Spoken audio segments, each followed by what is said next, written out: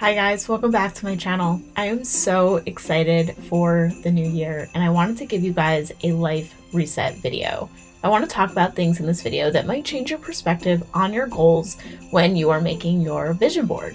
If you're like me, you like to put together a vision board and figure out what you want to achieve in the new year. But after watching this video, I hope you challenge yourself to come up with goals that are actually going to fulfill you, that are going to feed your soul, that they're not goals that are going to make you feel like you are in the rat race the rest of your life and keeping up with what your friends are doing or what people are doing on social media, but they're actually things that are going to give you a better quality life. And that's my personal theme for 2024 is how can I make my life even more high quality and what is going to personally feel good for me. Yay, we're in focus. Hello guys.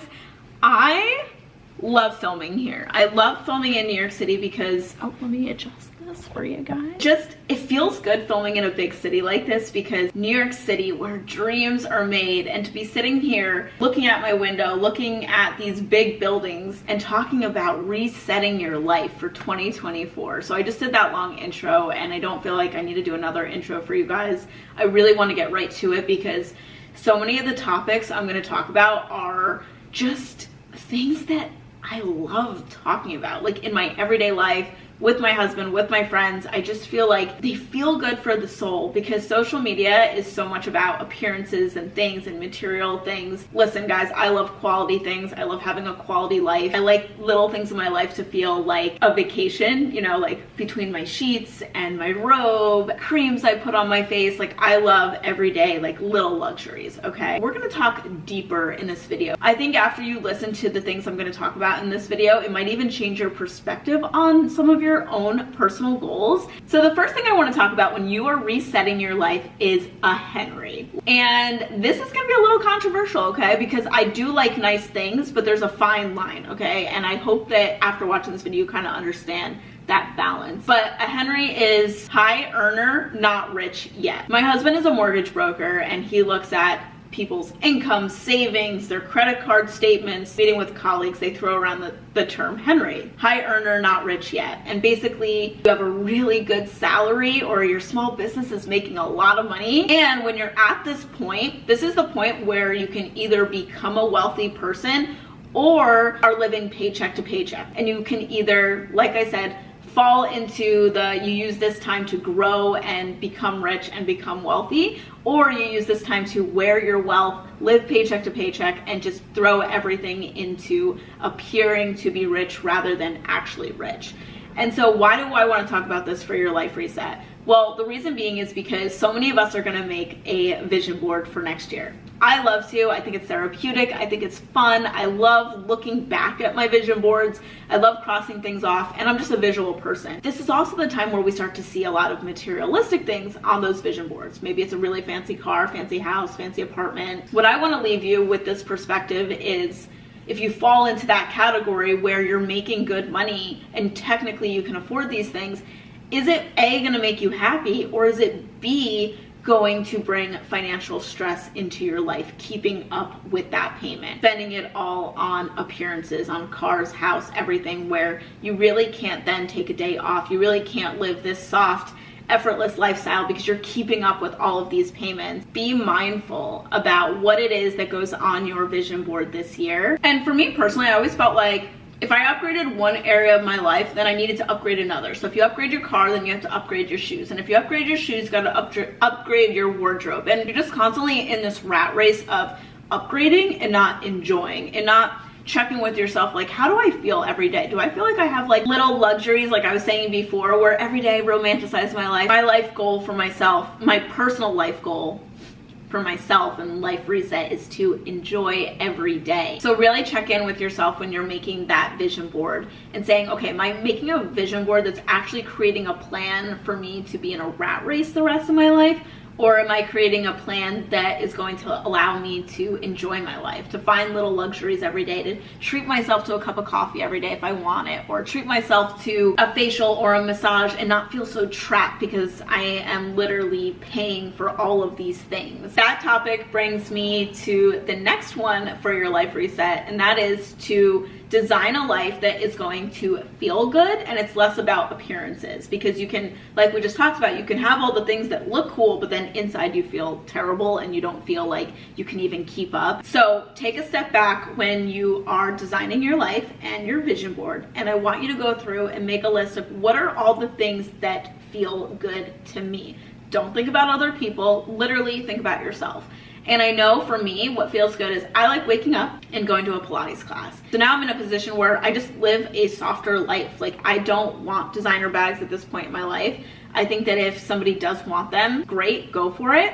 But for me, I'm just like, I wear my Lululemon fanny pack almost every day. And when I'm not wearing that, it's my daughter's book bag to keep all her stuff in. I prefer different luxuries now. They feel rich inside to me, like treating myself to a workout, a walk, a spa treatment, really healthy food, other little luxuries that just make me feel good in my life, like treating myself to a smoothie a couple days a week and using nice skincare. My sleep, oh my gosh, is my sleep important? And ever since I've been wearing my Oura ring, I can actually see that I do get really good night's sleep. I feel like I've set myself up to get such good sleep, from not really watching shows before bed to the actual sheets that I use. So this is another luxury for me that I think is 100% worth it, is what you sleep on. My favorite brand when it comes to sheets and my comforter is Brooklinen, and I recently got a new comforter here in New York City, and I went with the all-weather down comforter, whereas in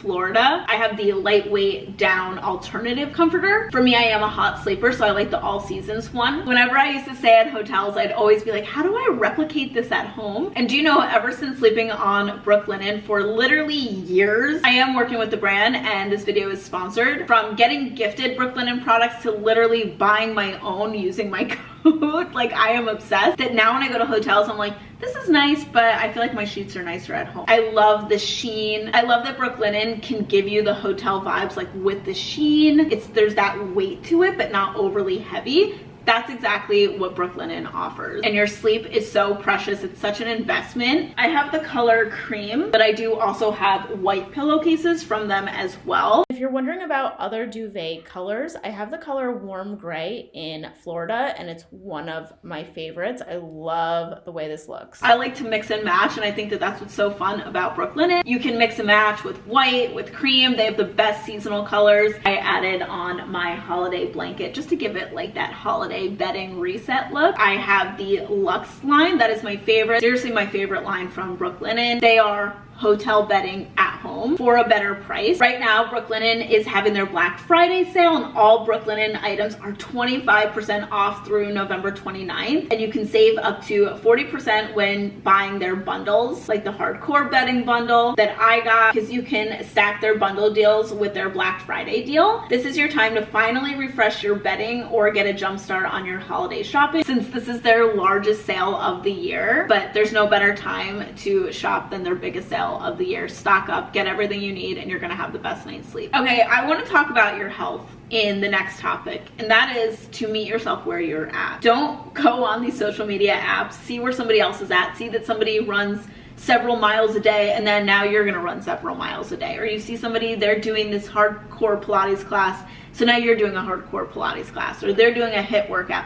Meet yourself where you're at. Over the summer, I dealt with a hormonal imbalance where I just was not feeling myself. I was getting tired, and I thought, you know what, I better check out my hormones. And one of the things that my acupuncturist told me about was that doing HIIT workouts can be bad for women's hormones. And that goes with what I'm trying to say, where you need to meet yourself where you're at. That maybe I can watch somebody on Instagram doing a hardcore HIIT workout, but just know me with my hormones that probably wouldn't be the best workout for me. It could put too much stress on my body and raise my cortisol. And when you raise your cortisol, your stress hormone, that is when that can throw your hormones off. That can throw your period off. That can throw your sleep off. That can throw your weight off, because then you could store more fat. That's why the goal should be, when you're designing your dream life, meet yourself where you're at. If you're somebody where you don't eat a single vegetable, well, say, okay, this is where I'm starting. I don't eat a single vegetable. What if in the mornings I'm already making a protein smoothie? Why don't I just add some lettuce in there and start with that?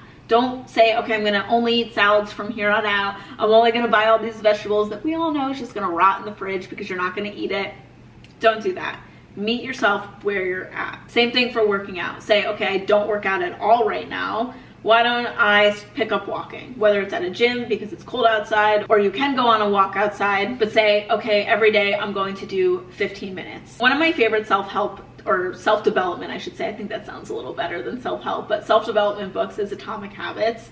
And I love that he says you don't even really have to have goals if you are working on improving your life every single day. Like, if you don't know what your life goals are and you're like, I don't know, but I just want to feel better, look better, have better things, he would say that you actually could get there without having specific goals, because if you're working on bettering yourself with teeny tiny micro habits, he doesn't even say big habits, he literally says you're better off going to the gym, tying your shoes and leaving, than somebody that didn't even go to the gym at all, because one day you'll stay a little bit longer. So when I say micro habits, I mean very, very small habits. And his point is like, but you got to the gym, like that was still good. So when you're making your health goals, or seeing somebody else's body and comparing yours, or seeing someone's fridge and saying, wow, they buy all healthy things, like I buy all processed things, you need to meet yourself where you're at and say, what's one micro change I can make, and then build from there. This is such a big one, because for me, it's my job too, and that's social media. Pick the social media apps that make you feel good. Notice how certain apps make you feel. So for me right now, the apps that make me feel the best are Pinterest. Like, I literally will scroll Pinterest. I love looking at home design and decor and house styles, even styles that like I wouldn't live in, or my dream house or anything, but like I just like looking at different architectural styles. I love Pinterest for food. Like, I found these homemade Pop-Tart recipe that I'm gonna make with Violet when we get back to Florida, and I just have like more space and a bigger kitchen and everything, and I'm so excited to make these Pop-Tarts with her. And when I leave, I feel inspired, and I think that that's the biggest thing. When you leave an app, do you feel inspired or do you feel low? Another app that I feel good from leaving is YouTube. I like sitting down and watching vlogs. YouTube is my first love, obviously. Like, I am a YouTuber at the end of the day. Like, I post on Instagram, I used to post on TikTok, used to post on Pinterest, but at the end of the day, like, this is the platform that I am on. And so not only is it my love to be on YouTube, but it used to be my love to just watch vlogs. Even people that have a completely different life than me, or do different things than I do. I just like YouTube because it offers other content that you can't get on TV. It's like more real, raw. I think that all this short form, like quick, and it changing your brain from one topic to the next topic affects my mood. And I think it affects a lot of other people's mood, and they might not realize it, where you go from watching a fun video on TikTok that made you laugh to then a really sad story that's happening in a part of the world, and then a makeup tutorial. I don't know if our brains were ever meant to comprehend that many topics at once, and I would leave TikTok feeling like anxious and not like inspired or in a good mood the way I leave Pinterest or YouTube. My point of sharing this with you is to take note, a mental note of how do certain apps make you feel, because if you don't feel good inside, you're not going to work on health goals. If you don't feel good inside, you're not gonna save money and buy a house. You're not gonna move up in your job or start that small business you've always dreamt of.